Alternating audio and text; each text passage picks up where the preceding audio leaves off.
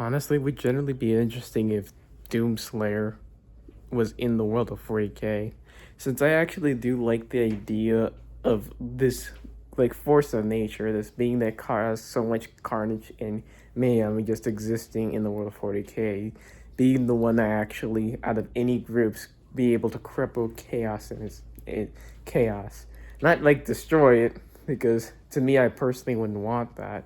It would be more interesting that chaos would be dealing with an individual that can become more of a problem for them when it comes to corrupting worlds, doing worlds, or causing chaos or mayhem. I personally like the concept of it, since after all, there's not really any individuals that can truly cripple or really harm or prove a threat towards them, or really force them to change their tactics. Since I think the Chaos Gods have always been stagnant for quite a while, and not really change a lot of their behaviors, besides, Zinch, who changes his ways constantly. It would generally be interesting since each of the Chaos Gods would view the Slayer in different ways. Like, Zinch would despise the Slayer extremely and would plot his downfall, and even coming up with different concepts and plans to try to kill him or imprison him. Slanesh would most likely be very prideful and likely not accept the idea that there's a new being that exists in their universe that cannot be tempted or corrupted. And I honestly do like the idea, since she's very prideful, and the idea of a being that exists that just doesn't have any interest in these types of things would make sense. Like, I don't really see her just being like all the others who just wants to end them. She would be more fascinated and interested in meeting something that actually, denies her what she desires.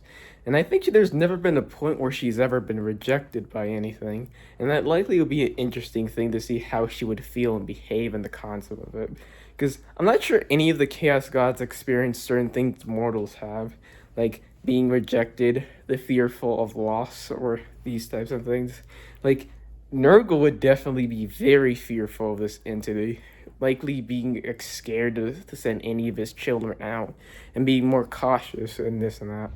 Since it would make sense, okay, since after all, the preservation of his own children and his own forces would be very much his admirable thing, since he distastes seeing any of his grandchildren being permanently, in the ground. He would likely be more cautious and be more, careful in how he corrupts and does things than that really the force the ire of the Slayer. And Karn would be the complete opposite of all of them. He does not want to corrupt. He does not seek his death. He's not he's fearful of him. He's the only one that actually is pleased by what he does and simply allows him to do it. He has no reasons to stop him, since in the end his rivers will continue to flow with blood. Skulls will continue to keep flowing and keep building up on his throne. So it would make logical sense he would have no issues with him. I would even say he would be willing to give the Slayer blessings in his arena, because I can definitely see it, since this Slayer would likely not extremely be busted as he is in the main canon. He is somewhat weakened, since I like to imagine this Slayer is the version who was was teleported away by, like Samuel Hayden, like during Doom 2016, since I always love the concept of that, like him being flown away from his own universe into another, where you don't know how he's gonna make it, and including with the supplies that he has on it. It would be generally interesting to see him improvise and come up with different tactics to fight against his enemies. I even like the idea where we see him can actually be damaged and actually show that there are things in the world of 40k that could prove a threat to him. Because Psychers, like the warp itself, is very dangerous, and there are things that could harm him. Even a bolter can actually do some pretty high damage if it's used correctly against him. Like, it would be very interesting seeing him resort to making deals, because I can see him definitely making deals with demons, since after all there are a few demons that exist, or very rare few that exist in his version of hell, that actually are showing willingness to cooperate with him, since not every demons are 100% against him. Some even actually straight up worship him.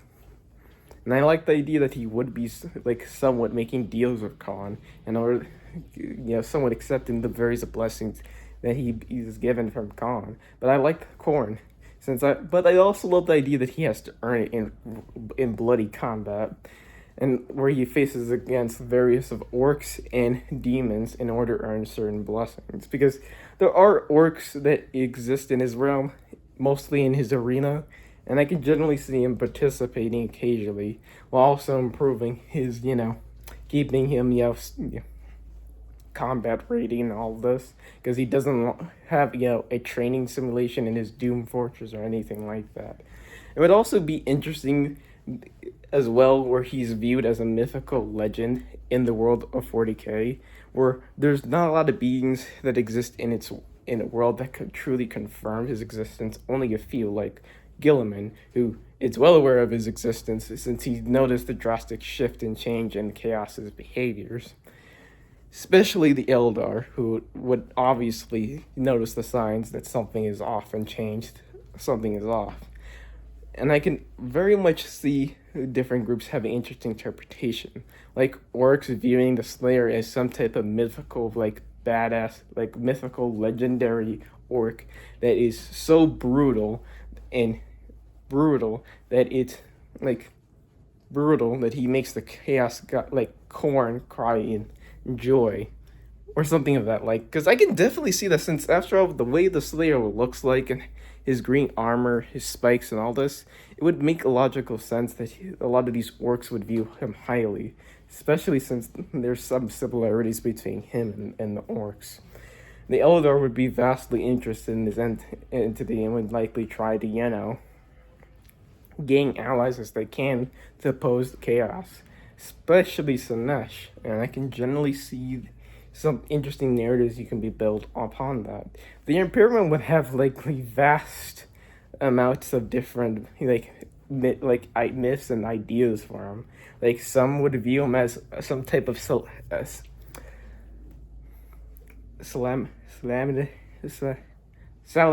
I don't know why I fucked that up so hard. A salamander who lost his brothers or whatever, and went on a bloody crusade. Likely not actually, accepting the losses of his men and the deaths of the civilians, going on a bloody solo crusade against all warp-related entities, and has continued the fight in a bloody massacre in the warp. While others view him as the embodiment of, wrath, the embodiment of the Emperor's wrath and anger, which isn't really far off. While the others just don't really buy into it too much, since after all, there's not really much information involving the Slayer, since he generally is very, quiet, keeps to himself, and just doesn't rarely appear. And that's something I genuinely would feel like would be interesting of itself alone. And also, he wouldn't really oppose a lot of factions. I don't see him opposing the Tau Empire, because they aren't really extremely evil, and he has no reason to really oppose them, as long as they don't have any, desires to kill over humanity or any of that. The Dark Eldar, he would most likely rip them a new one, since they will be one of the very things that he would not, see the difference between them or a demon, and would likely won't hesitate to kill any of them unspotted. It's very much interesting to just think about the idea of him existing in this world. You could also say, for example, he would likely, reuse technology that exists in this world and modify them to meet his standards when it comes to doing anything. Him utilizing and reverse engineering various marine tech to improve upon his Predator armor to actually get more sturdy, showing that it has been a tad bit damaged and needs new repairs and so on. I can even see Vega as being one of his heavily vital asset in this world, because he doesn't have a lot of allies. He doesn't have really a lot of tech or information, and Vega is the one thing that has allowed him to communicate with people and to get information that he needs of only this world. And also being very, you know, very interesting seeing how the mechanicus reacts towards them of the AI and its tech, because that would be very interesting, since it would be interesting to see how see it create a narrative based on that and the reactions to him. But in the end, it's just a really good concept that I really wish it was explored narratively. Like, I've seen artwork of it, of this concept, but never anything that really explores where that can go with it.